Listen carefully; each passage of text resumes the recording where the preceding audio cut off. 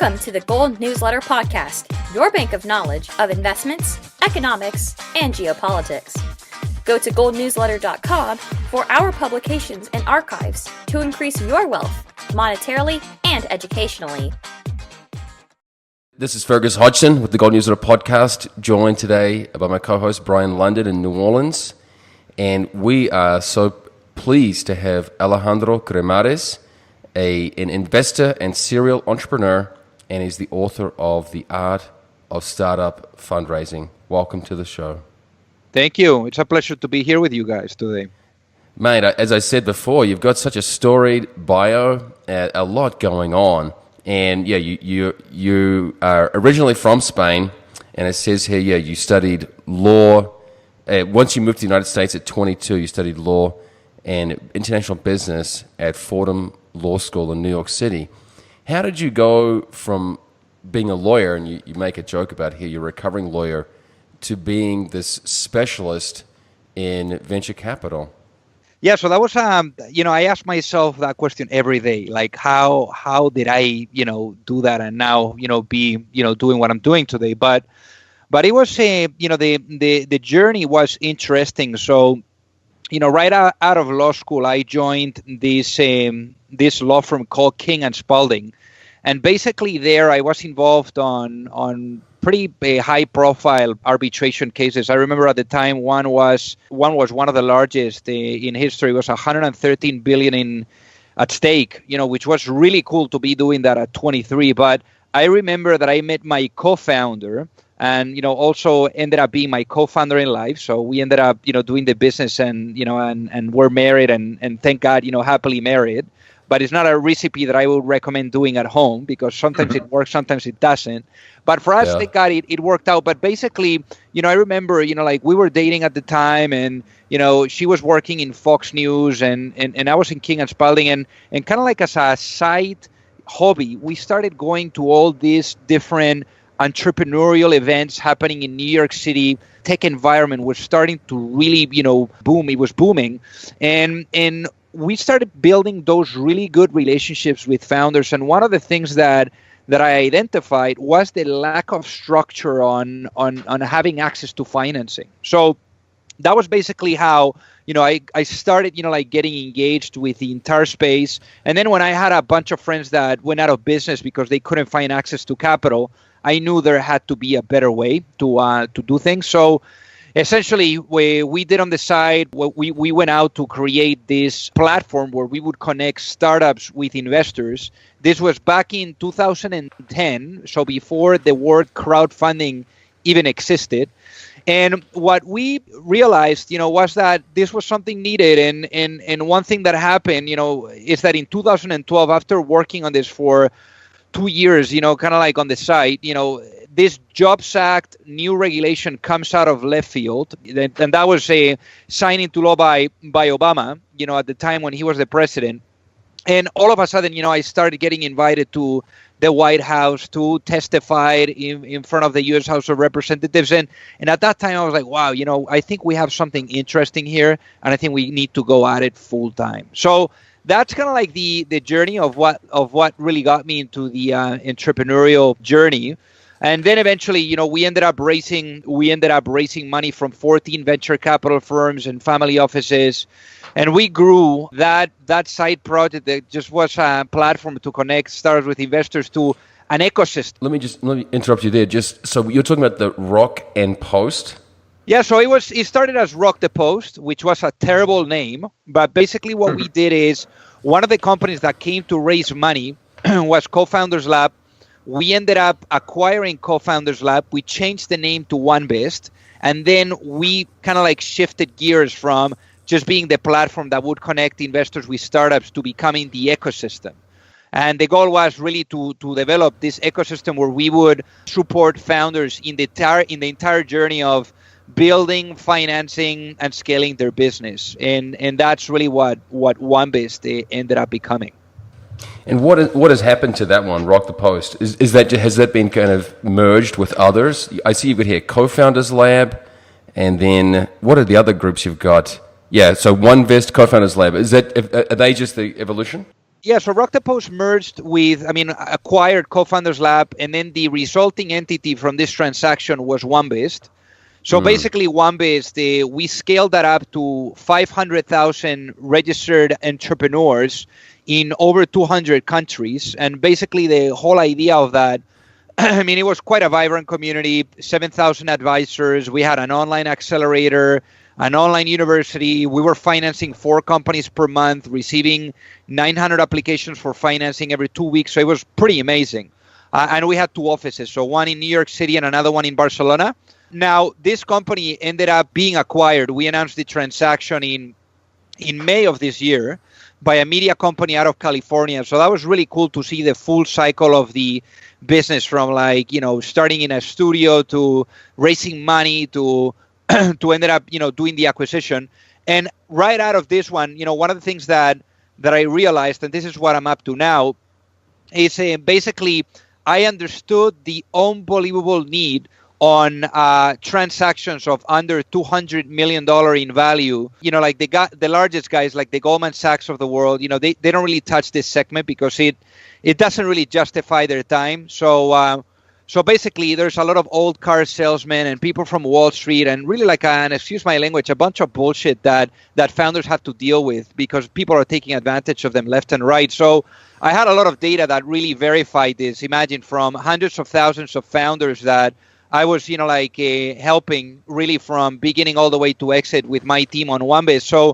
So basically, when Mike Sevierson, who is now my partner at Panthera Advisors, when him and I got together, and he was our banker during our transaction with OneBest, I kind of shared this issue and this gap in the market, and him and I connected so well, and it was just such a great journey that we had during the transaction of my business with OneBest that we ended up saying, hey, why don't we actually address this gap in the market and really build this advisory, whether it is for financings, Series A's or Series B's or acquisitions, where the transaction's under 200 million. Why not going at it and becoming an extension of the teams that we work with and really helping every step of the way? So that's really what we're up to with Panthera Advisors, and as you well pointed out, I'm very active as well with giving back and helping out. So the book was one step in that direction, which is called The Art of Startup Fundraising. I did that with Barbara Corcoran from Shark Tank. So she wrote the foreword. That became a bestseller. And a month ago, this book was selected by Book Authority as one of the best fundraising books of all time. So that was pretty cool as a good way to really give back. And now I write for Forbes a couple of times per week. Yeah, I saw an article with Forbes. That book, The Art of Startup Fundraising, so it came out in 2016. How much, it's interesting you have that forward from Corcoran. How much time do you give to the likes of Shark Tank? Because that just seems like a game show to me. It's a bit like comparing musicians and, what is it called, America's Got Talent or something like that. How much crossover is there between the nuts and bolts of startup fundraising and a show like that? I think that a show like that is great for attention, and from a marketing perspective, it's just fantastic. So the other day, I was speaking with this entrepreneur that I interviewed on my podcast, The Deal Makers, and he literally was on Shark Tank, and he went from 200 investor rejections to a 300 million acquisition. And basically, he shared how being on the show, in a show that has access to 10 million viewers per episode, really gives you that really nice bump in momentum, and it really kickstarts the whole sales and all of that. So I think it's just fantastic for that. I think that the other piece of the investments that they make and the fundraising, I don't think that really adjusts to the reality that founders are facing in the real world, to be honest with you. But I think that from media attention and perhaps getting one of those guys that can really help you, given their experiences, I think it's just wonderful. And you said in this space which you're addressing, below $200 million, there have been a lot of bad actors, at least in the past. So your main goal was transparency with this network, the OneVest network of users? So OneVest is the previous company that I built. So that was exited earlier this year. And I think that my big purpose in life has been to create a better tomorrow. And the way that I've really empowered that or enabled that, myself is really by helping out entrepreneurs. So I did that really on with OneBest on being able to support them throughout every single step of the way on the process of building, financing, and scaling their business. And now I'm continuing in this journey by doing it with Panthera on the transaction side, where I see that there's a tremendous amount of support that founders need. So that's what we're doing now with Panthera. Okay, and Brian mentioned before that his own son is eager to get into the venture space or venture capital space, and he has studied finance at the graduate level, so he's graduated from Tulane University, and yet he's finding it difficult. So when you say you're eager to help these young entrepreneurs, what do you say to someone like that who's maybe followed the conventional path or done what he's considered as right, but is struggling to get a start? I mean, I think that probably the best way really is to just launch a business and just do something so that, people see that you're capable of building things and doing things, because ultimately when you get into venture I think that investing is important, but more than that, to be able to provide some guidance and mentorship to the people that you're investing in.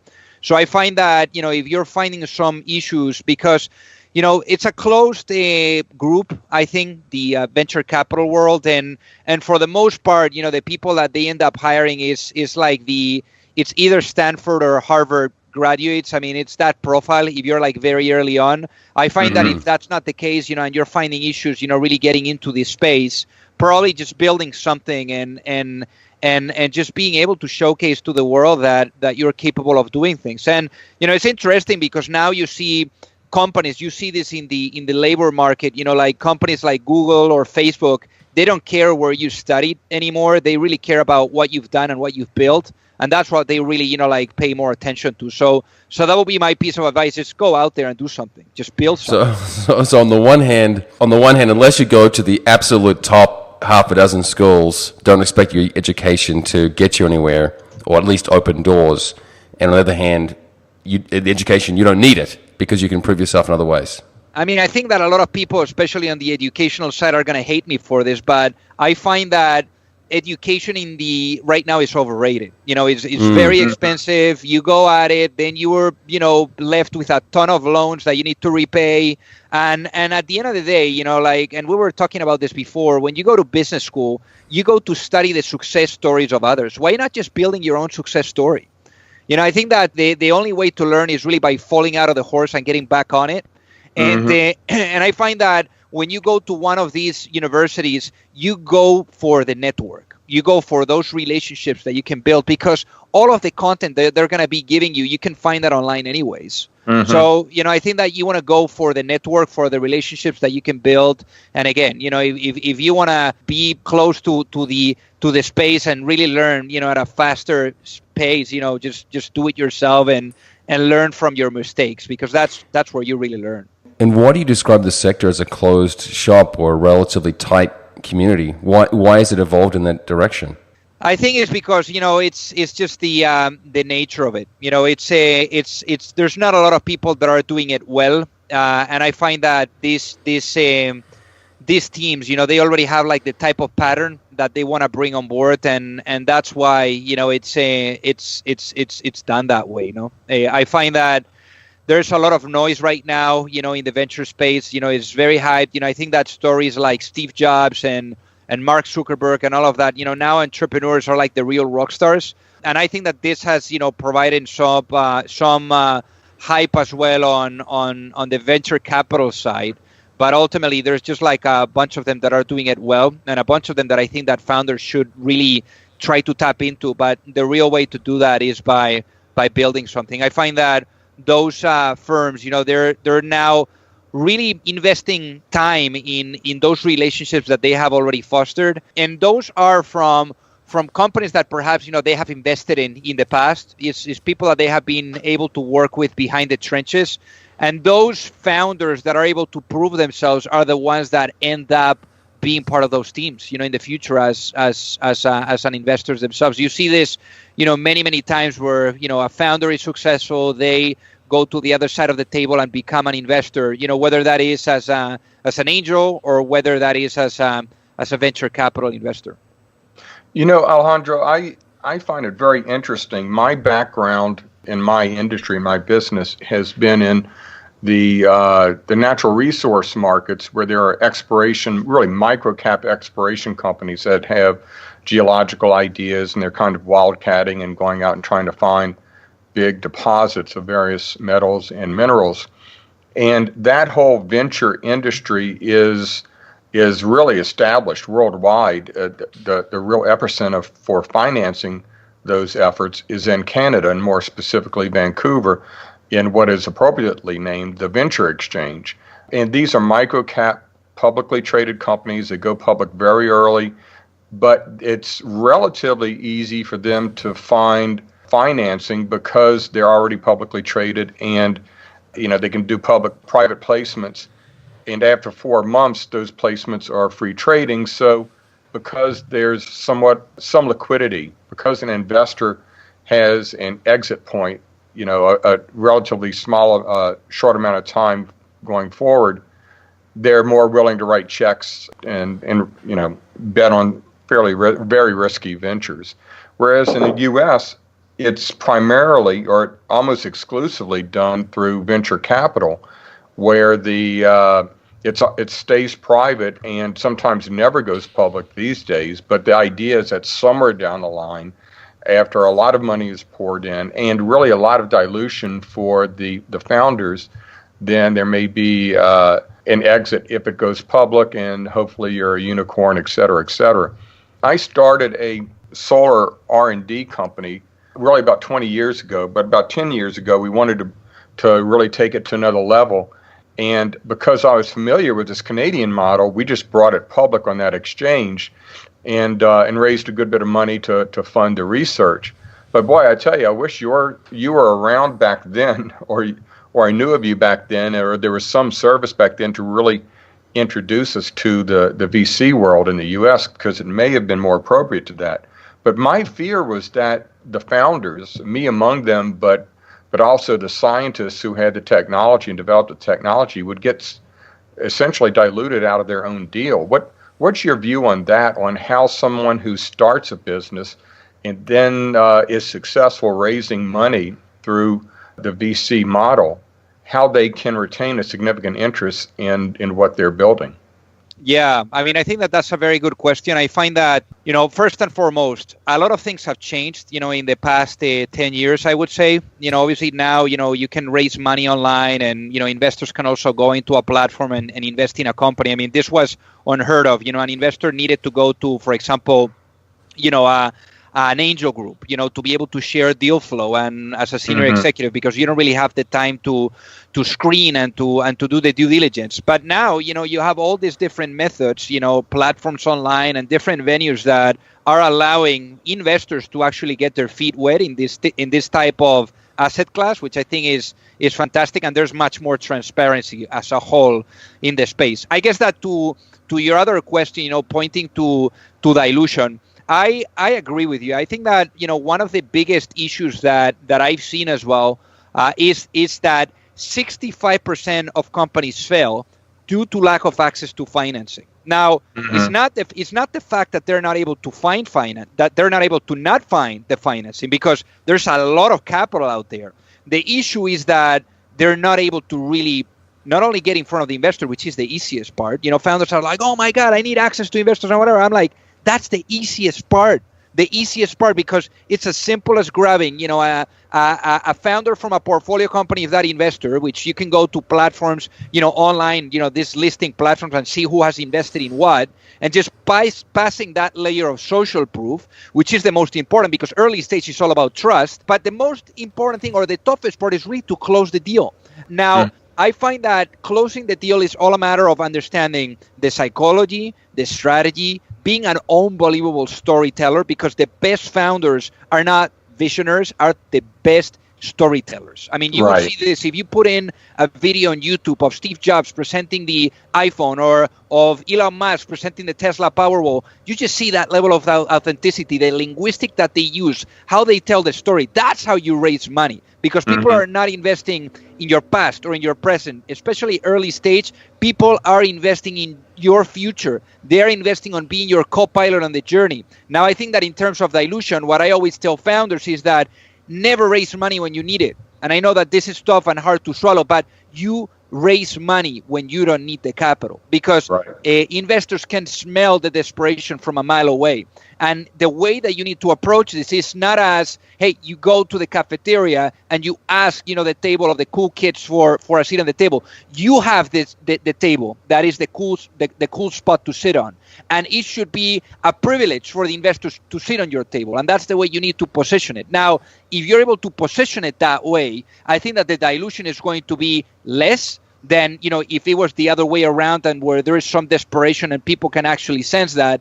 So I find that, in terms of dilution, you always need to raise money when you have leverage and when you also have the powerful story. That's obviously something that we help with Panthera Advisors. But more than anything, I think that, when we're talking about dilution, it's better to have 1% of a company that is valued at $4 billion than 100% of nothing. Right. Great points. And, I have an annual investment conference here in New Orleans, and we sell exhibition packages to companies, most of them publicly traded, though. And they have different levels of sponsorship, and one of the highest levels gets them a breakout room where they give a presentation to our investors. And I'll have companies tell me, is this really worth it? And I'll tell them, only if you have a good story and somebody that can tell it well. That is absolutely key, because some of these companies, I'll advise them, don't spend the money, because I'm not quite that blunt with them, but because they don't have anybody who can tell their story well. And that's what they really need, is somebody who can go out there and carry the flag and really develop that storyline, that hook, and get people excited.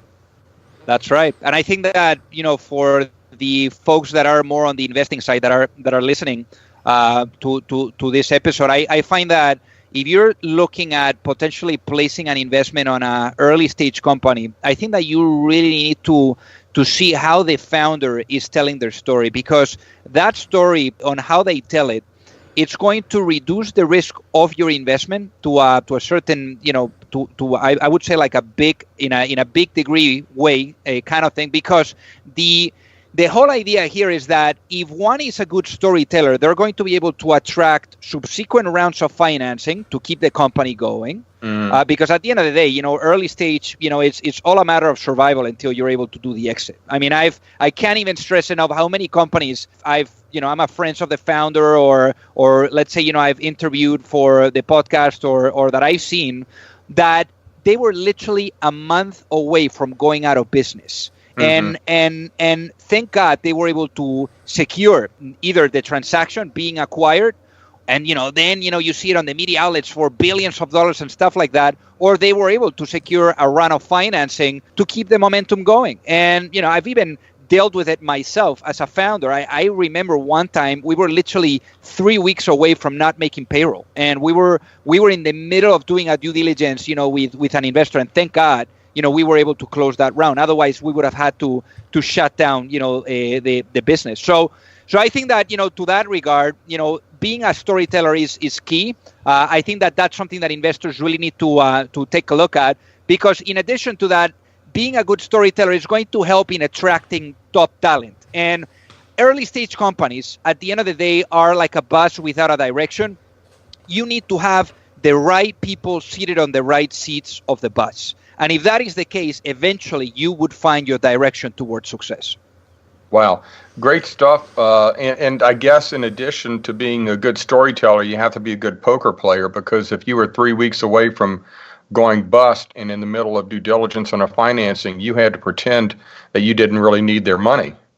Yeah. I mean, I remember I was speaking with a friend of mine the other day. So his business got acquired for close to $200 million cash. I mean, it was a really good deal for him. But the first offer that he got from this buyer, was very low. And he literally was like, like in the middle as well of fundraising because he had not enough runway to continue going. And what he did is he went for lunch with these guys and he said, if you guys want to make a deal, you're going to have to multiply by 4 your initial offer. He stood up and he left. Imagine doing that when you're about to go out of business because your runway is less than 6 months. I mean, wow. It takes guts to do that. And that's what got him to doing a $200 million transaction. Wow. Right. Well, Alejandro, you've been generous with your time. You can follow him on Twitter, his A. Cremades. I'll share all these links, of course. Just go to goldnewsletter.com/podcast. And the book is The Art of Startup Fundraising, pitching investors, negotiating the deal, and everything else entrepreneurs need to know. Are there any final thoughts you had before we let you go? No, I mean, I think that very much enjoyed the time with you both. You know, I always like to hear from people and to help out people. So I'm happy to give my email, which is alejandro@pantheraadvisors.com. So if anyone wants to get in touch, happy to discuss, whether you're looking at, investing on stuff or looking to do some fundraising or acquisitions, would love to connect. Yeah, there's just so much more to say about the topic. So, so people should follow your work or just proceed further because we've just chatted for 25 minutes or so, and there's plenty more one could add. So, and thanks, Brian, for being on the show this week. We'll be in touch. I appreciate your time. Thank you so much.